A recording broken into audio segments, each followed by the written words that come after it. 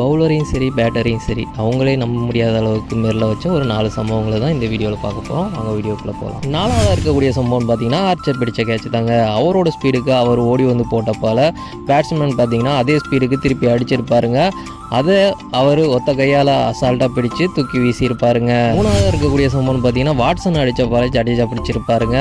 ஒரு பக்கெட்டு பார்த்தீங்கன்னா அம்பேர் பால் போயிடுச்சா அப்படின்ற மாதிரி 4 லைனை பார்த்துட்டு இருப்பாருங்க. ஒரு பக்கெட்டு பார்த்தீங்கன்னா எப்பட்றா அப்படின்ற மாதிரி வாட்சன் பார்த்தீங்கன்னா ஆச்சரியமாக பார்த்துட்டு இருப்பாருங்க. நம்ம ஜடேஜா அந்த கேட்சை அசால்ட்டாக பிடிச்சி தூக்கி வீசியிருப்பாருங்க.